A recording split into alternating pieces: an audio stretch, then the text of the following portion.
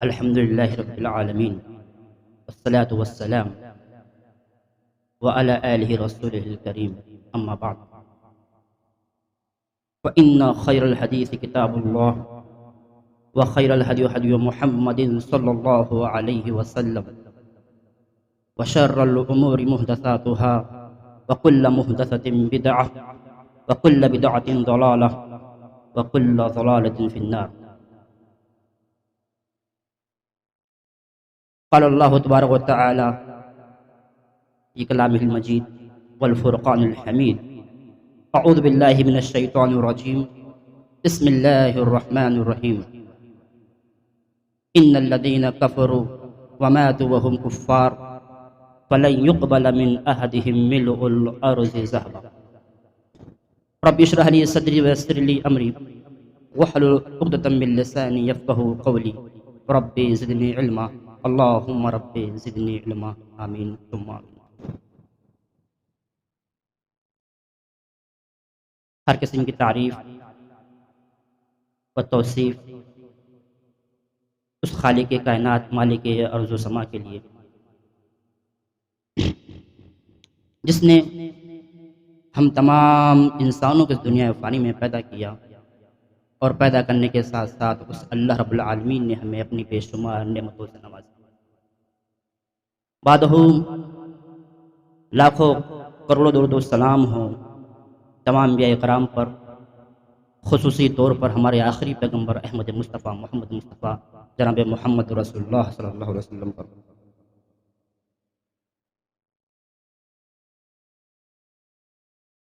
محترم سامعین کرام، خطبہ جمعہ کا موضوع ہے جنتی کون. میں سب سے پہلے آپ کو یہ بتاؤں کہ جنت میں جانے کے لیے دو طریقے ہیں. ایک تو آپ کو معلوم ہے، بخوبی ہم جانتے ہیں کہ ایک انسان جب نیک کام کرتا ہے، اور نیکی کا کام کیا ہے؟ نیکی کے وہ کام جو اللہ اس کے رسول نے حکم دیا ہے وہ نیکی کے کام ہے، جو کرنے کا حکم دیا ہے وہ نیک اعمال ہے. ہم جانتے ہیں کہ ہم نماز پڑھیں گے جنت میں جائیں گے، روزہ رکھیں گے جنت میں جائیں گے، توحید پر قائم رہیں گے تو جنت میں جائیں گے، صدقہ و خیرات کریں گے تو جنت میں جائیں گے، ہم دیگر نیکی کے کام کو انجام دیں گے تو ہم جنت میں جائیں گے. یہ بات پوری طرح سے بالکل آیا ہے، شیشے کی طرح صاف ہے، برابر. اچھا، لیکن ایک چیز یہ ہے، ہم نیک اعمال کے ذریعے سے جنت میں جائیں گے، اور ایک چیز ایسی ہے جس کو اللہ نے ذریعہ بنایا ہے، سبب بنایا ہے، ریزم بنایا ہے، جس کی وجہ سے ہم جنت میں جائیں گے. ایک تو خود بذات نیک اعمال کرنے کی وجہ سے اللہ ہم کو جنت میں داخل کرے گا. دوسرا یہ ہے کہ اللہ نے ذریعہ بنایا ہے کچھ لوگوں کو جو ہمارے اور آپ کے لیے جنت میں جانے کا ذریعہ بنیں گے. انشاءاللہ چار چیزیں ہیں، چار چیزیں میں آپ کے سامنے بیان کروں گا کہ وہ کون کون سے اشخاص ہیں، وہ کون کون سے لوگ ہیں جس کو اللہ نے ہمیں ہمارے اور آپ کے لیے جنت میں جانے کا ذریعہ بنایا ہے. پہلے خطبے میں جو پہلا خطبہ ہوگا انشاءاللہ میں دو چیزیں بیان کروں گا، اور دوسرے خطبے میں دو چیزیں بیان کروں گا. پہلے خطبے میں جو مجھے بیان کرنا ہے دو لوگ کے حوالے سے جو ہمیں جنت میں لے کے جائیں گے، اور انشاءاللہ دوسرے خطبے میں بیان کروں گا کہ وہ دو لوگ کون ہیں جن کے ذریعے سے اللہ جنت میں داخل کرے گا. بار الہ سے دعا کرتا ہوں، بار الہ کہنے سننے سے زیادہ عمل کی توفیق عطا فرمائے. محترم سامعین کرام، جنت میں جانے کے لیے سب سے پہلے ہم بیسک اور بنیادی چیز کو سمجھتے ہیں. میں آپ کو بتاؤں اسلام کا بیسک کیا، اسلام کا کیپٹل یہ ہے. اسلام کا جو پلر ہے، جو کھمبا ہے، وہ کیا ہے؟ اگر میں کسی سے پوچھوں، سوال کروں کہ اسلام کس چیز پر قائم ہے، تو آپ کا جواب کیا آئے گا؟ اسلام توحید پر قائم ہے. توحید یہ اسلام کا کیپٹل ہے، توحید یہ اسلام کا بنیادی سرمایہ ہے. انسان نماز پڑھے، روزہ رکھے، حج کرے، عمرہ کرے، صدقہ و خیرات کرے، نیکی کے سارے کام کو انجام دے، اگر وہ انسان توحید سے نا آشنا ہے، توحید سے نا واقف ہے، توحید کو سمجھتا ہی نہیں ہے، تو اس کے سارے عمل برباد ہیں. کیوں؟ توحید کو سمجھنے والا کبھی شرک نہیں کرے گا. توحید کو سمجھنے والا کسی غیر کے آستانے پہ اپنی پیشانی خم نہیں کرے گا. توحید کو جاننے والا، توحید کو سمجھنے والا کبھی کسی غیر کے سامنے اپنا دامن نہیں پھیلائے گا. توحید کو سمجھنے والا کبھی کسی غیر کے سامنے اپنا ہاتھ نہیں پھیلائے گا. توحید کو سمجھنے والا کبھی کسی غیر کے سامنے دعا نہیں مانگے گا، کسی سے بیٹا بیٹی نہیں مانگے گا، کسی کے سامنے اپنی پریشانی اور مصیبت کو دفع کرنے کے لیے توحید کو سمجھنے والا کبھی کسی کے سامنے اپنا پیشانی نہیں جھکائے گا. جو توحید کو سمجھتا ہے وہ صرف اور صرف پیشانی جھکائے گا. اس کی پیشانی کسی کے سامنے جھکے گی تو رب کے سامنے جھکے گی. تو اسلام کا کیپٹل جو ہے، اسلام کی جو بنیادی چیز ہے توحید ہے، اور توحید کی وجہ سے اللہ ہم کو جنت میں داخل کرے گا. میرے بھائیوں، توحید کی اہمیت کا اندازہ آپ اس بات سے لگا سکتے ہیں کہ انسان دنیا کے اندر مال دولت اکٹھا کر لے، جائیداد پراپرٹی اکٹھا کر لے، دنیا کے اندر عزت کما لے، شہرت کما لے، اونچے سے اونچے اعلیٰ سے اعلیٰ مقام پر فائز ہو جائے، اگر اس کا انتقال کفر کی حالت میں ہوا، مشرک کی حالت میں ہوا، تو انسان قیامت کے دن اتنا مجبور، اتنا لاچار، اتنا بے بس، اتنا کمزور ہوگا کہ وہ اپنے آپ کو جہنم کے عذاب سے بچا نہیں سکتا. قرآن مجید کا تیسرا پارہ دیکھیے، تیسرے پارے کی آخری آیت اٹھا کے دیکھیے اللہ نے قرآن مجید کے اندر کیا فرمایا.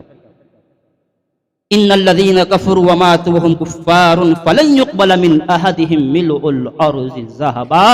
میرے پروردگار نے فرمایا کہ وہ لوگ جنہوں نے کفر کیا اور کفر کی حالت میں جس کا انتقال ہو گیا، قیامت کے دن میدان محشر میں یہ کفار و مشرکین اللہ کے دربار میں زمین بھر کے سونا بھی لا کر کے رکھ دے اور اپنے آپ کو جہنم کے عذاب سے بچانا چاہے تو اپنے آپ کو جہنم کے عذاب سے بچا نہیں سکتے. ملء الارض ذهبا، یہ کفار و مشرکین جن کا انتقال دنیا کے اندر کفر کی حالت میں ہوا، مشرک کی حالت میں ہوا، اگر یہ میدان محشر میں زمین بھر کے سونا بھی اکٹھا کر لیں، جمع کر لے اور اللہ کے دربار میں لا کے رکھ دے کہ اللہ میں جہنم کے عذاب سے بچ جاؤں، دوزخ کی آگ سے بچ جاؤں، تو اپنے آپ کو بچا نہیں سکتے. اللہ، یہ ہے توحید. ہم خوش نصیب ہیں الحمدللہ، اللہ نے ہمیں اہل حدیث بنایا، ہم توحید پرست ہیں.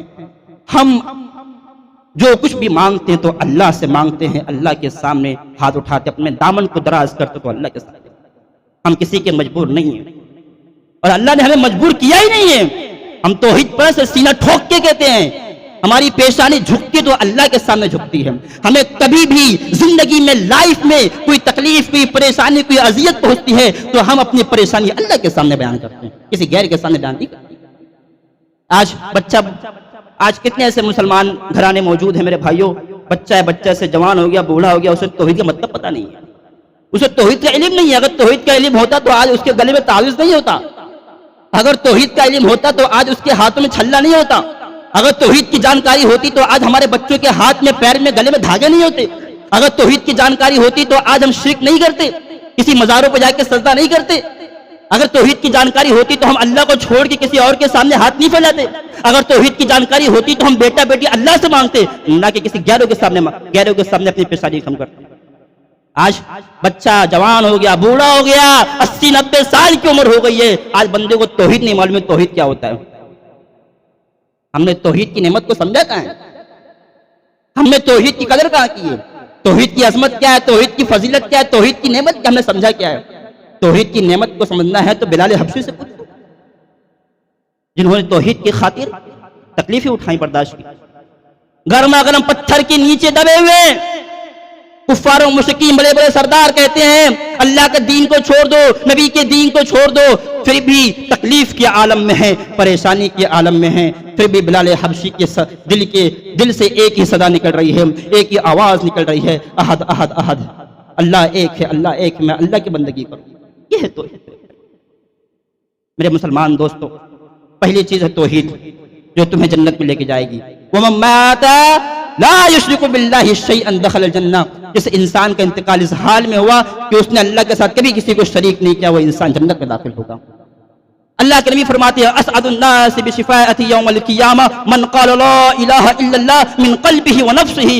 جو شخص سچے دل سے لا الہ الا اللہ کہا ہوگا، سچے دل سے خلوص للہیت سے جس نے لا الہ الا اللہ کا اقرار کیا ہوگا، میں گارنٹی لیتا ہوں قیامت کے دن اس آدمی کے حق میں میں سفارش کروں گا۔ یہ کس کی زبان مبارک سے کلمہ ادا ہوئے؟ ہمارے اور آپ کے پیارے رسول جناب محمد رسول اللہ صلی اللہ علیہ وسلم۔ میرے بھائیو، اللہ کے لیے توحید کو سمجھو۔ توحید کی اتنی اہمیت ہے کہ ایمان کا آغاز توحید سے ہوتا ہے۔ جب ہم کسی کو مسلمان بناتے ہیں، کسی کو دائرہ اسلام میں داخل کرتے ہیں، تو کیا کہتے ہیں؟ سب سے پہلے ہم اسے توحید کی دعوت دیتے ہیں، نہ کہ نماز کی دعوت دیتے ہیں، نہ کہ حج اور عمرہ صدقہ و خیرات کی۔ سب سے پہلے ہم اس انسان سے کہتے ہیں تمہیں دائرہ اسلام میں داخل ہونا ہے، ایمان ایکسپٹ کرنا ہے، ایمان قبول کرنا ہے، تو تمہیں کہنا پڑے گا اشہد ان لا الہ الا اللہ و اشہد ان محمد عبدہ و رسولہ۔ ایک انسان جب یہ کلمہ پڑھتا ہے تب جا کے مسلمان بنتا ہے، اقرار کرتا ہے تب جا کے ایمان میں داخل ہوتا ہے۔ میرے بھائیوں، میرے نبی نے یہاں تک فرما دیا ایمان کا آغاز توحید ہے تو ایمان کا اختتام بھی توحید پر ہونا چاہیے۔ اللہ کے رسول بیان فرماتے ہیں لقنوا موتاکم لا الہ الا اللہ۔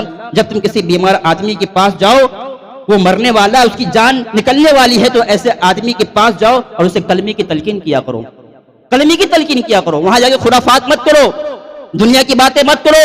ہاسپٹل میں گئے ہیں تیمارداری کرنے کے لیے، تو وہاں پہ جا کر کے تم صرف اس کے سامنے کلمے کی ادائیگی کرو، کلمہ پڑھو۔ خدا نہ خواستہ تمہارے کلمہ پڑھنے کی وجہ سے جو انسان اس دنیا سے جانے والا ہے اس کی زبان مبارک پر بھی کلمہ آ سکتا ہے۔ تو نبی نے فرمایا ایمان کا آغاز ہے توحید، تو ایمان کا اختتام بھی توحید پر ہونا چاہیے۔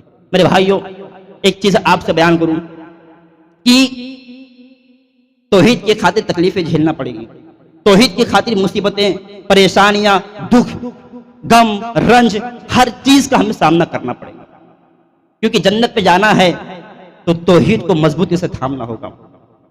آج ہم کیا کہتے ہیں جان بچی تو لاکھوں پائے، ایک کہاوت ہے، لیکن ایمان والے کے لیے جان بھی بعد میں، پہلے ایمان کا نمبر آتا ہے۔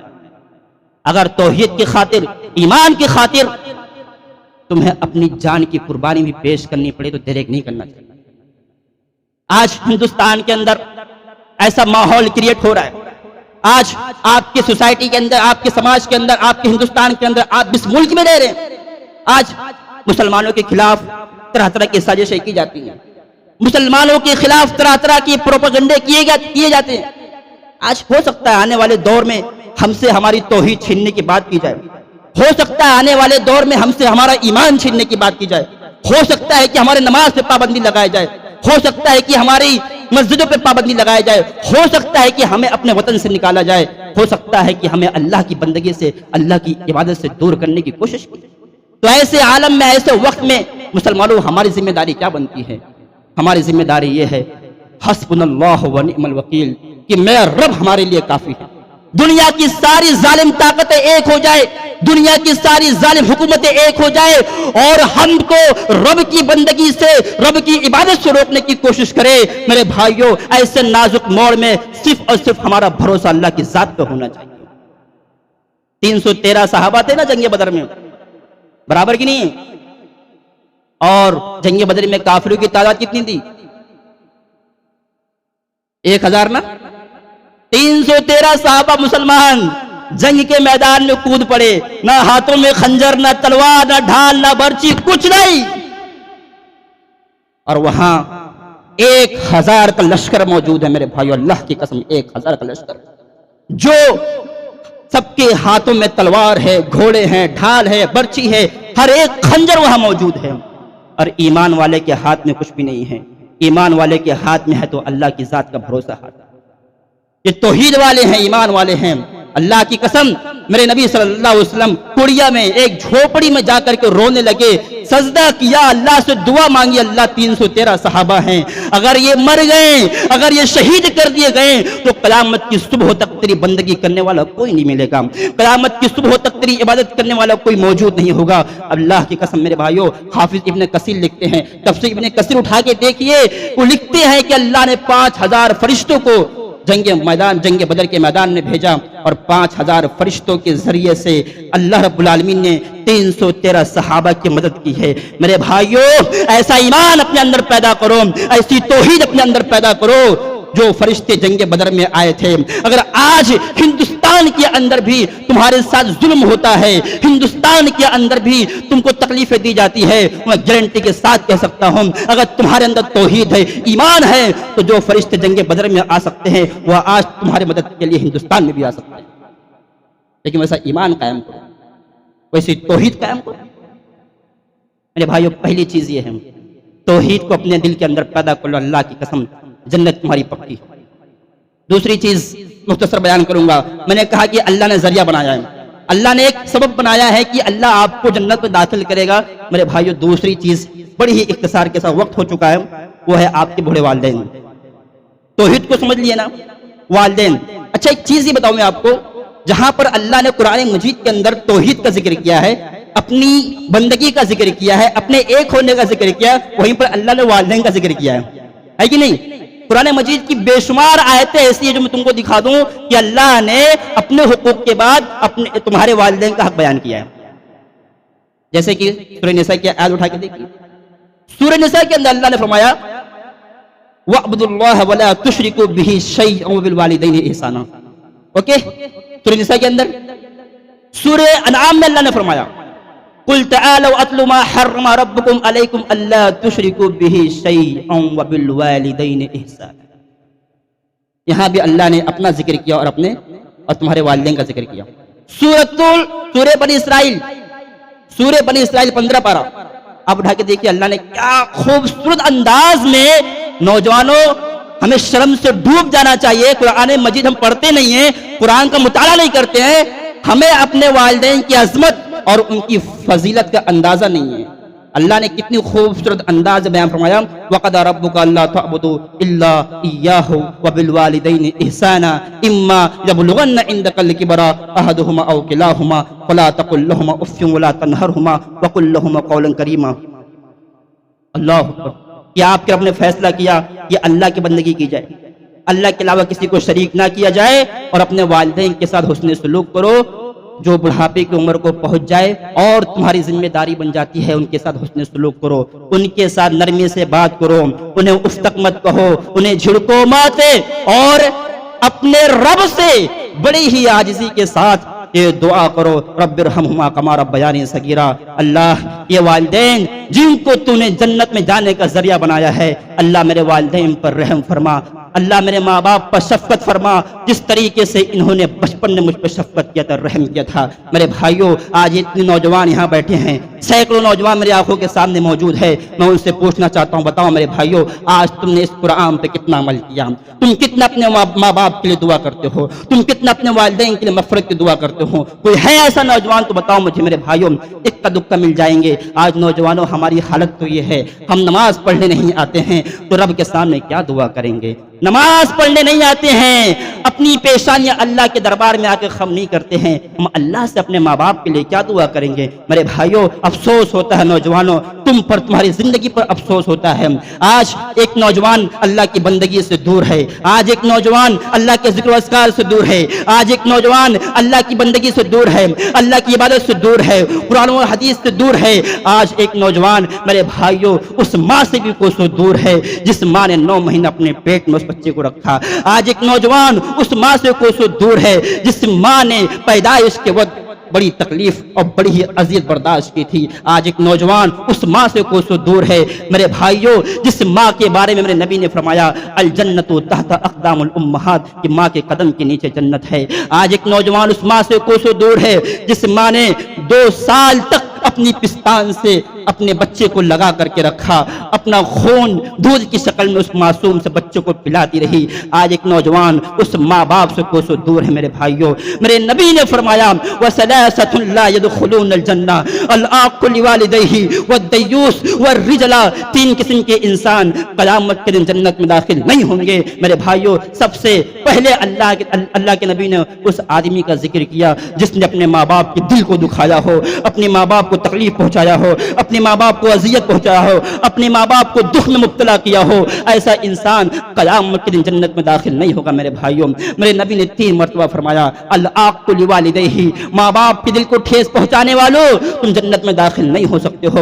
اگر تمہیں جنت میں داخل ہونا ہے، تمہیں جنت الفردوس میں اعلیٰ سے اعلیٰ مقام حاصل کرنا ہے تو سن لو، اپنے والدین کو راضی کر لو، کیونکہ میرے نبی نے فرمایا ہے کہ والدین کی رضامندی میں میرے رب کی رضامندی ہے، اور والدین کی نافرمانی میں، والدین کی ناراضگی میں میرے رب کی ناراضگی ہے۔ میرے بھائیوں، یہ 2 چیزیں میں نے آپ کے سامنے بیان کی کہ ایک توحید جو آپ کو جنت میں لے کے جائے گی، اور دوسرا جو ذریعہ ہے آپ کے لیے جنت میں جانے کا وہ ہے آپ کے بڑے والدین۔ اللہ سے دعا کرتا ہوں بارے الہ، جو میں نے باتیں کہی اللہ ہم تمام لوگوں کے اس پہ عمل کی توفیق عطا فرمائے۔